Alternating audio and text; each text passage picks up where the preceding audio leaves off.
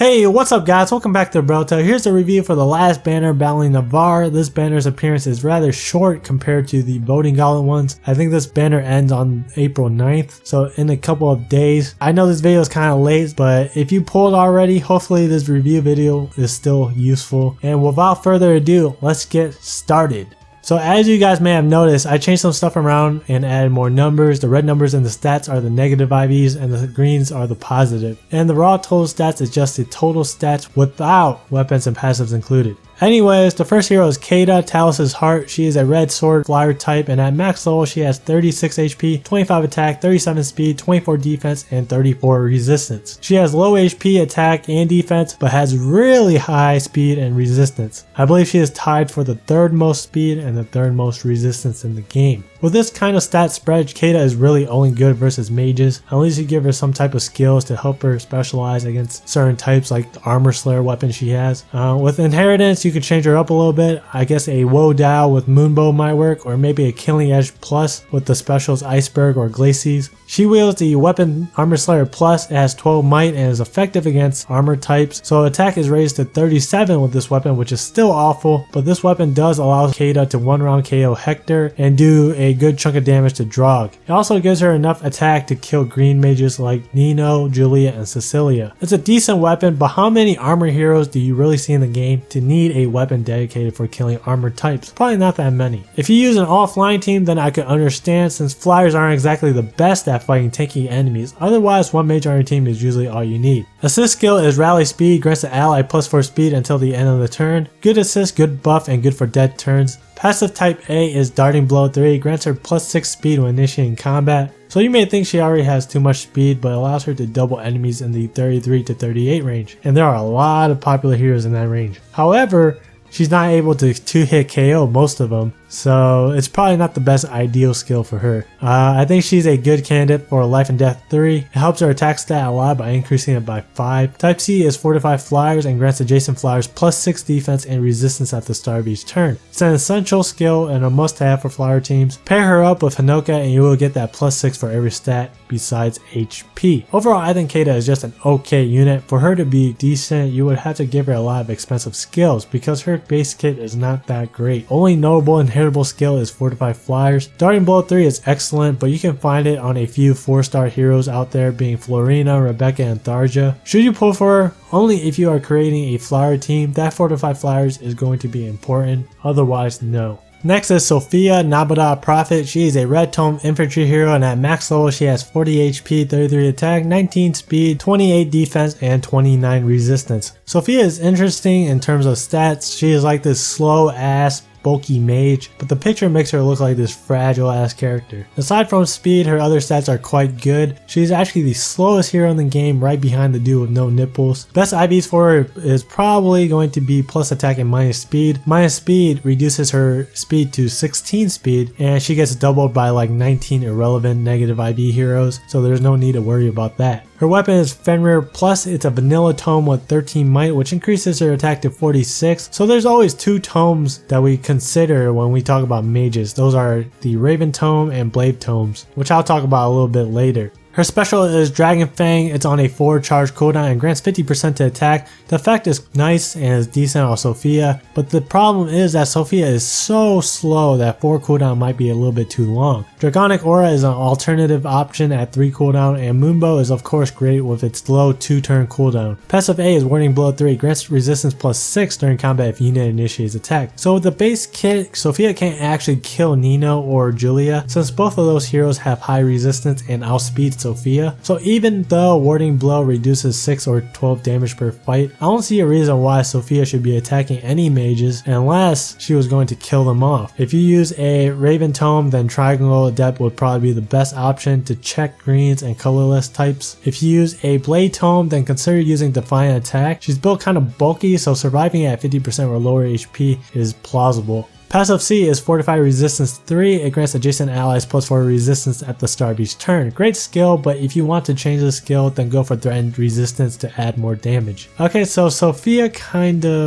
she sucks. She has a hard time facing other mages, including the green ones. I don't see why you would consider using her instead of the other red tome heroes like Lilina, Tharja, or Sanaki. All those red tome heroes can kill what Sophia can kill, but can also kill green mages. I'll tell you one thing though, she's not that bad against bows. Sophia can actually live and attack from Takumi, unlike Lilina, Tharja, and Sanaki. If you give Sophia a defiant attacking advantage, then you can use her to attack bow dudes and drop below 50% from the counterattack to activate both of those skills and kill off the bow guy with the vantage proc on the enemy's turn. As for notable inheritable skills, there are none. Should you pull for her? Nope. She's not that good. She is overshadowed by many other heroes, but personally I would like a 5-star version just to try out some builds on her. The third hero is Effie, Army of One. I did a review on her way back like a month ago, but that was way before the inherit system. She is a blue lance armored hero, and at max level she has 50 HP, 40 attack, 22 speed, 33 defense, and 23 resistance. Her stats are nuts. I believe she has one if not the highest base total stats in the game. She definitely has the highest attack in the game at 40. Without her weapon, Effie has more attack than some of the heroes out there with their weapons equipped. Before the inheritance update, plus attack and minus speed was the best IVs for her. I think that is still the case. I think plus resistance minus speed would be okay as well. Her weapon is Silver Lance Plus. It's a vanilla weapon that gives 15 might, boosting her attack to 55. The other weapon you can give her is Brave Lance Plus. Brave Lance Plus will give Effie a strong player phase, while Silver Lance Plus gives Effie a better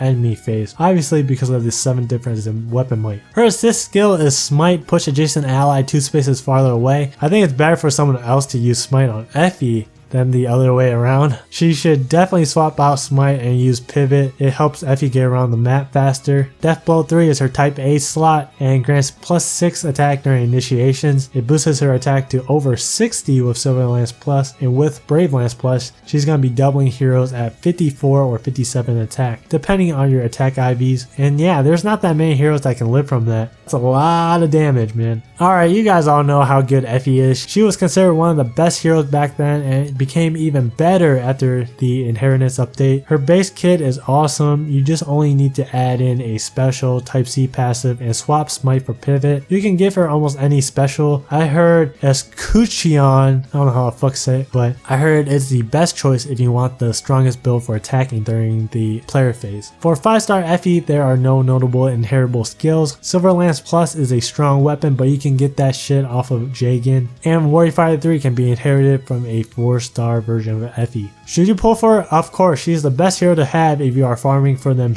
arena points and the best in the banner. The last hero is Kagero, Honorable Ninja. She is a dagger infantry type, and at max level she has 31 HP, 35 attack, 32 speed, 22 defense, and 28 resistance. Her stats are all over the place. Second lowest HP in the game, high attack, good speed, good resistance, but bad defense. She is going to have a problem of getting revenge killed if you don't position correctly. Her weapon is Poison Dagger Plus. It has only 5 might. It's effective against infantry units, and infantry foes suffer 6 defense and resistance after combat through their next actions. I think this is the best weapon she can get because Jafar's weapon is exclusive. Being able to do more damage against infantry units is like the best advantage effect you can get, since most of the units in the game are infantry. I mean, I guess Kagero doesn't have to worry about dying to bow guys when she can just kill them off in one shot, right? Her special is Reprisal. It's on a 2-turn cooldown and grants bonus to damage dealt equal to 30% of missing HP. The only consistent way to get low HP is to battle multiple mages, and against everyone else she's probably gonna die. I would definitely swap this out for Moonbow. Her type A is Warding Blow 3. It grants her 6 resistance during combat if unit initiates attack. Okay, so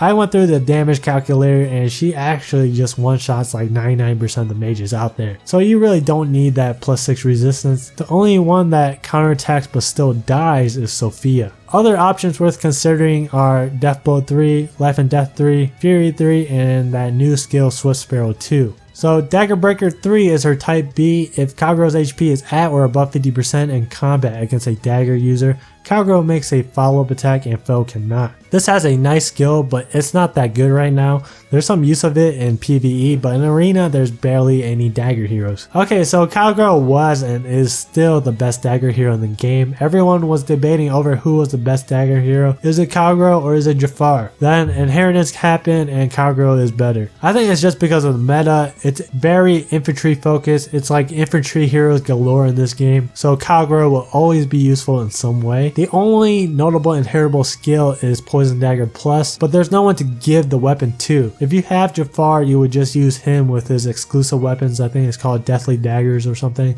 Should you pull for her? Yes, the best dagger hero in the game and the second best in the banner. Alright guys, that was my review on the Battling Navarre banner. I would say the banner is worth pulling from. There are 2 bad heroes, but there are also 2 all-star heroes. Kagero and Effie are extremely good and will be good for a long time. Personally, I pulled from this banner and managed to get a plus defense, minus resistance 5-star Effie, and then I got a 5-star Cordelia with shitty IVs and a couple of 4-star Kageros. Let me know who you guys got in the comments below. If you enjoyed this video, please give it a thumbs up, and if you like what I do, hit that subscribe button. Thank you guys for watching, and I'll see you guys in the next video.